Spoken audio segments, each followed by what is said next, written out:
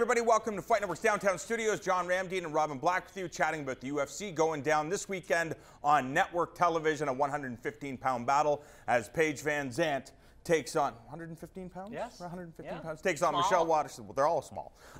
Michelle Waterson used to be 105 pounds.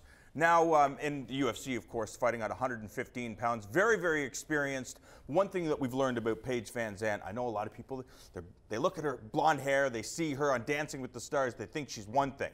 But what we learned about her in that fight with Rose Namajunas is that she can take it, she can dish it out, and she's growing as a martial artist. And then we saw that fantastic stoppage over Bec Rawlins in her last fight. Yeah, really, just take just those two fights and you got the makings of a pretty great fighter. When you can go out there and throw the kind of heat with that double kick and really deal. And Bec Rawlins is the bigger, stronger, sturdier, tougher girl.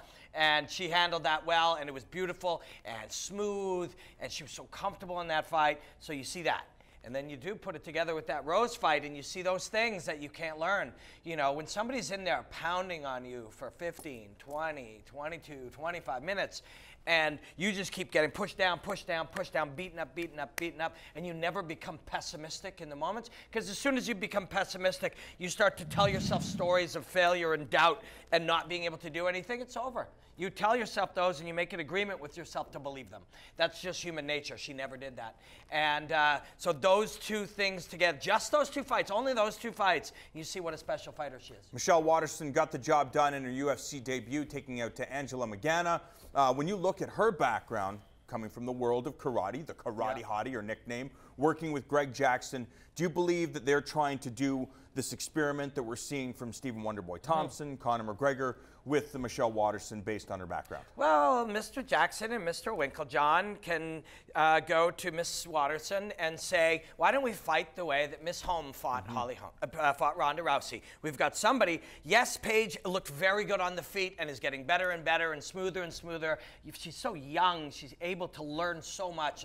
That the ceiling is so high for what she'll be capable of doing. And then, but the real time where she can be dominant in this fight for Paige is just get hungrily close space. Get aggressive. Never really let that storm stop. And she can keep that storm up for 25 minutes, 115 pounds, like 21, 22 years old. A super fit athlete. She can do that for 25 pounds of pressure. Stay on top. That's a way she can dominate the karate hottie. That is a great little nickname. Jackson Wink will have her moving away, striking, penalizing Paige as she moves forward. You come in, as you're driving forward, your chin is driving forward through space, connect with it. That'll be the goal for sure, can be done. So do you believe that in this fight it will be Paige VanZant, the aggressor? Waterson understands that, so just let her move forward. But isn't a part of the principle be first? What happens if you go out there waiting for that to happen? Paige VanZant knows what you're looking for, then she's conservative. Now, Michelle Waterson has to move forward. She doesn't, you never have to move forward. That's the thing, you know, boo, That can affect things. It can affect things, but you prepare for that. You prepare your fighter that if the other one doesn't come forward, like this beautiful, tiny little bull, which you expect, and that is part of who she is. I mean, you know, who you are changes as you learn and as you grow, so that's at least who she was. But that aggressive nature has worked for her, and because it's worked for her, she might be inclined to drive forward with that, so you'll be ready with sliding back and making her pay.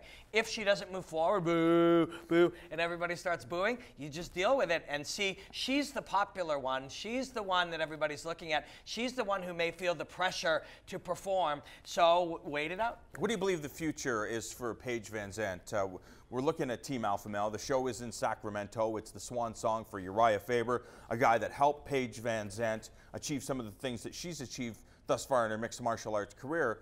But we're seeing Chad Mendez, and we're seeing Joseph Benavidez and TJ Dillashaw. They've made the move to train with Dwayne Ludwig. Now, I know they spend time, some of them spend time at Team Alpha Male. Do you expect that once Uriah Faber is kind of out of the game, you'd see Paige VanZant move on? I think once Uriah Faber is out of the fighting game, when he's out of the Uriah Faber being a champion game, he'll be in the making champions games. And if anything, I think they'll be more inclined. He'll be even more of a leader. He'll be out there. You know, we've seen Mark Hominick do this. Mark Hominick here in London, when he stopped fighting, he started to be hungry for knowledge and hungry to share that knowledge and really and like Dwayne Ludwig, who the example you used, progressing as a coach and a thought leader in the game. I think Uriah Faber's going to do the same thing. If anything, I think that gym will grow when Uriah goes into Uriah the coach mode instead of Uriah the beating people up mode. Well, when you look at Uriah Faber and everything that he has done to make him successful, can he still apply that technology to the ever-changing world of mixed martial arts? I think he'll do it even better. I think there got to a point where what worked for him worked so well, and it was built around, and we'll see it this weekend, it's built around the fact that he cannot be beaten, he cannot be broken. Even if he loses a contest, he will not be beaten. You'll kick my leg 50 times, I will not be beaten. Both my hands are broken, I will not be beaten. And he started to rely on that a little bit. It's a beautiful thing to see. Yeah, it's amazing. It really is. It's an inspiring, Uriah Faber's an incredibly inspiring athlete if you go back and watch his fights. I think once you remove that, he'll understand that not every one of his athletes has that. So he'll have to give them all other skills and other attributes and other details that they can use, because there's only one Uriah Faber. But when you look at a guy like Matt Hume, for example, spends his time with Demetrius Johnson, does Uriah Faber say, hey, look, I'm looking for athletes that kind of fit the Uriah Faber, the team alpha male model?